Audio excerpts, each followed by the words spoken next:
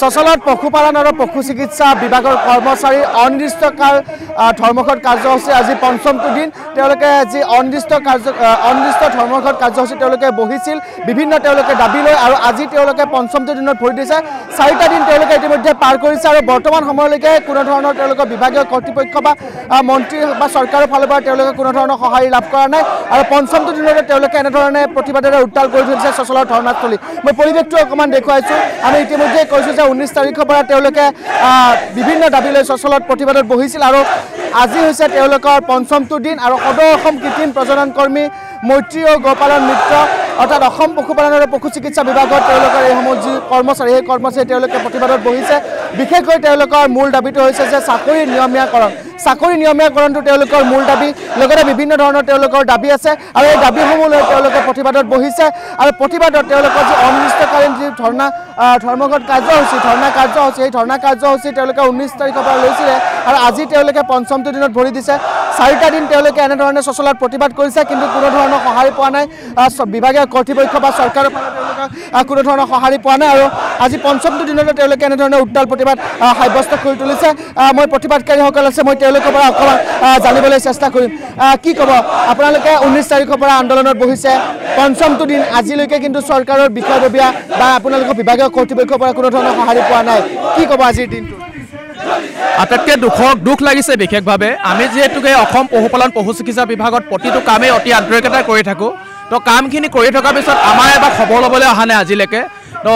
আমাৰ ডাইৰেক্টৰ ছাৰসকলে আহিব লাগে প্ৰশাসনিক বিষয়া আহিব লাগে আমি অসমৰ মাননীয় মুখ্যমন্ত্ৰী ছাৰকো বিচাৰিছোঁ আমি অসমৰ নৱনিযুক্ত এতিয়া যিজন আমাৰ পশুপালন মন্ত্ৰী আছে কৃষ্ণেন্দু পাল ছাৰ তেখেতকো আমি আমন্ত্ৰণ জনাইছিলোঁ তো তেখেতলোকে আমাক এবাৰ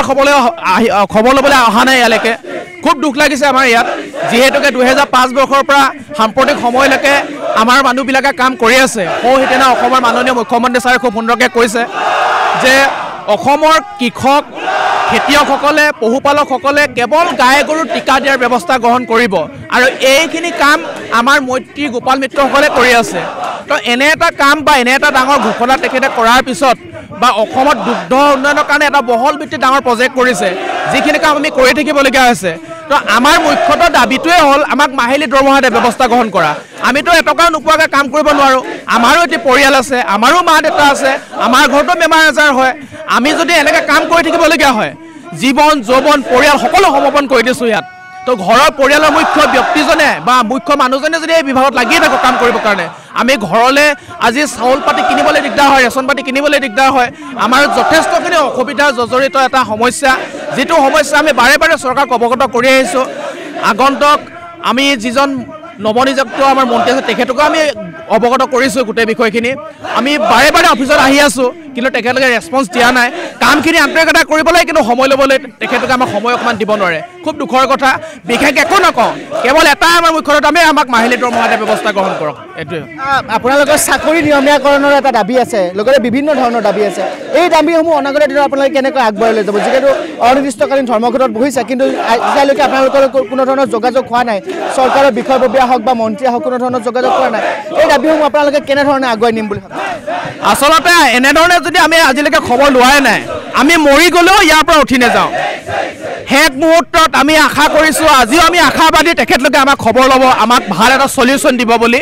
যদি তেওঁলোকে আমাক কোনো ধৰণৰ কোনো ব্যৱস্থা গ্ৰহণ নকৰে আমাক গুলিয়াই মাৰক ইয়াত হ'লেও প্ৰশাসনে গুলিয়াই দিয়ক মৰি থাকোঁ আজিয়ে যদিও তেখেতলোকে তেনেকুৱা ধৰণৰ ব্যৱস্থা হয় আমি নিজে আমি ৰাজপথত উলিয়াই হ'লে আমাৰ গাড়ী খুন্দিয়াই হ'লে আমাৰ গোটেই মানুহ ৰাজপথত ওলাই যাব আৰু বাকী আমি বিশেষ একো নকওঁ আমি মৰিবলৈ ৰাজি আছোঁ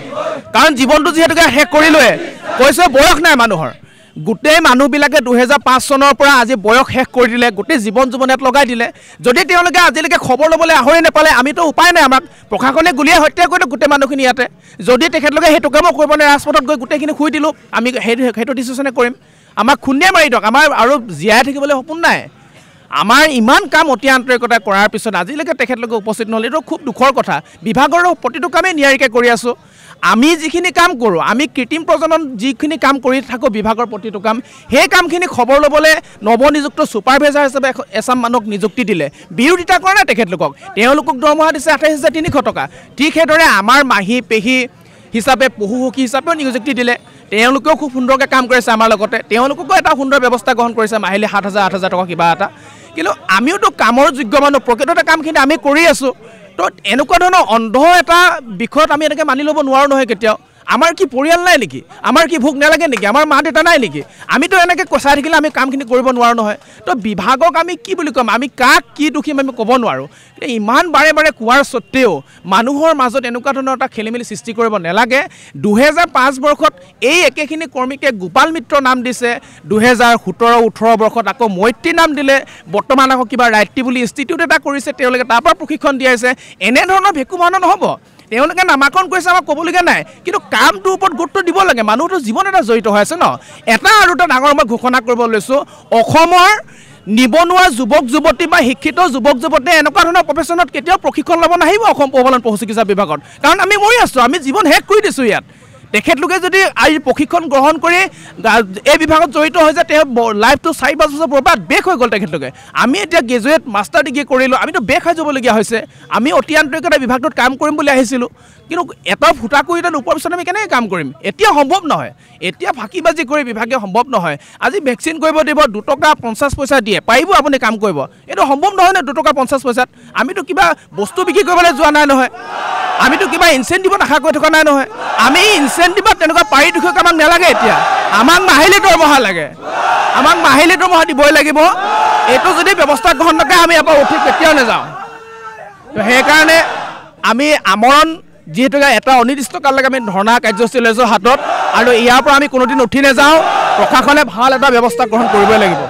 যিহেতু এই বিভাগটোত কৃষ্ণেন্দু পালক কেইদিনমান পূৰ্বে মন্ত্ৰী হিচাপে দায়িত্ব অৰ্পণ কৰা হৈছে গতিকে নৱনিযুক্ত যিহেতু ইয়াৰ পূৰ্বে অতুল বৰাই দায়িত্বভাৰ গ্ৰহণ কৰি আছিলে কৃষ্ণেন্দু পালক দায়িত্ব দিয়া হৈছে নৱনিযুক্ত মন্ত্ৰীগৰাকীক আপোনালোকে কি আহ্বান জনাব ইয়াৰ পৰা তেখেতক আমি ইয়ালৈ আমন্ত্ৰণ জনাইছোঁ আমি জনাই আছোঁ ছাৰক বাৰে বাৰে প্ৰথম আমি যিদিনাখন বহিছিলোঁ ধৰ্ণা কাৰ্যত সেইদিনাখন আমি আমন্ত্ৰণ জনাইছোঁ আমাক ভাল এটা ডিক্লেৰেশ্যন দিয়ক তেখেতে ঘোষণা কৰি দিয়ক তেখেতে অফিচত আছে অফিচৰ পৰা ঘোষণা কৰি দিয়ক যে এই মানুহবিলাকক আমাৰ নিচিনা মৈত্ৰী গোপাল মিত্ৰসকলক জীৱন নিৰাপত্তাৰ কাৰণে য'ত কিঞ্চিত যিখিনি প্ৰয়োজন হয় কৰি দিয়ক তেখেতে আমি আজি ধৰ্ণা উঠি যাম হয়নে আজিয়ে উঠি যাম আমি কিন্তু ডিচিশ্যনটো কৰি দিয়ক আমি আজি উঠি যাম শান্তিপূৰ্ণভাৱে ক'বলগীয়া নাই আমি কোৱা নাই যে আমাক হাজাৰ টকা দৰমহা দিয়ক বুলি কিন্তু নিৰাপত্তা নোহোৱাকৈতো নোৱাৰিম আৰু যথেষ্ট সংখ্যক আমাৰ কৰ্মী মৃত্যুমুখত পৰিছে কোনোবা ভেকচিনৰ সময়ত যাওঁতে কোনোবা কৃত্ৰিম প্ৰজনন কৰিব যাওঁতে বিভাগৰ কাম কৰোঁতে মৰিছে তো সেইকাৰণে আমি এনেধৰণে চাই থাকিব নোৱাৰোঁ তো আমাৰো এটা জীৱন আছেতো আৰু সেইদিনাখন ৰেগ প্ৰসাদ শৰ্মা বুলি কাৰ্বি আংলঙৰ এজন ডিছপেঞ্চাৰীৰ পৰা গৈ থাকোঁতে কামৰ পৰা গৈ থাকোঁতে পিছফালৰ পৰা গাড়ীয়ে মহতিয়াই মাৰি পেলাইছে তো তেনেধৰণেতো আজিকালি দেখিছে যান বাহনৰ যিটো আমাৰ ব্যৱস্থা কোন মুহূৰ্তত কি হয় কাৰণ জীৱন ভৱিষ্যতৰ ৰিস্ক নাই তো এনেকুৱা ধৰণৰ পৰিয়াল এটাত আমি কাম কৰি আছোঁ বা য'ত মানে চতুৰ্থ বৰ্গৰ কৰ্মচাৰীজনৰ পৰা ঝাৰু মৰাজনলৈকে দৰমহা পায় আমাৰ লগত সহযোগ কৰা প্ৰতিজনে দৰমহা পায় কেৱল এইখিনিয়ে মানুহ আছে সেইখিনি হ'ল মৈত্ৰী গোপাল মিত্ৰসকল তেখেতলোকক কেৱল লাঞ্ছিত বঞ্চিত কৰি ৰাখিছে এইটোতো ভাল হোৱা নহয় অমানসিক আচৰণ তেনেকুৱা নহয় আৰু যিখিনি তেওঁলোকে পইচা দিব বিচাৰে সেইটো পইচাত মানুহে এনেকৈ চাফিচিয়েণ্ট কেতিয়াও হ'ব নোৱাৰে নহয় কিহৰ পইচা দিয়ে কি পইচা দিয়ে কোনো হিচাপ নাই তেওঁলোকে আমিতো কিবা সৰু ল'ৰা ছোৱালী মটন খাবা যোৱা তোমাক 2 টকা দিছোঁ বুলি ক'বৰ কাৰণে আজি এনেকৈ 2 টকা 3 টকা পইচা দি কাম কৰিব নোৱাৰিব নহয় আৰু সেই পইচাটো যেতিয়া আমি ক'বলৈ যাওঁ তেওঁলোকে কি কয় তোমালোকে এইটো কামটো কৰা সময়ত কিবা এটা পইচা পাবা এনেকৈ কিবা নিশ্চয়তা নোহোৱাকৈ পাব নেকি কামটো কৰিম আমি গতানুগতিক পামে তেখেতলোকে কেতিয়া পাব কোন মাহত পাব কোনো ঠিক নাই এনেকুৱা ধৰণৰ কাম আমি কৰিব নোৱাৰোঁ একচুৱেলি আৰু আমি বিভাগটোক ভাল পাওঁ কাৰণে আমি আচলতে খুব সুন্দৰকৈ কামখিনি নিয়াৰিকৈ কৰি আমি এনেধৰণে বহিছোঁ আৰু তেখেতলোকক আমি বাৰম্বাৰ কৈ আহিছোঁ যে আমাক কিবা ব্যৱস্থা এটা গ্ৰহণ কৰক বুলি এইটো নতুন বিষয় নহয় এইটো পুৰণি এটা খুব ডাঙৰ এটা ইছ্যু হয় যিটো বিষয়ত মানুহবিলাকে লাঞ্ছিত বঞ্চিত হৈ যথেষ্ট বয়স ত্যাগ কৰিছে ইয়াতে চাওক যথেষ্ট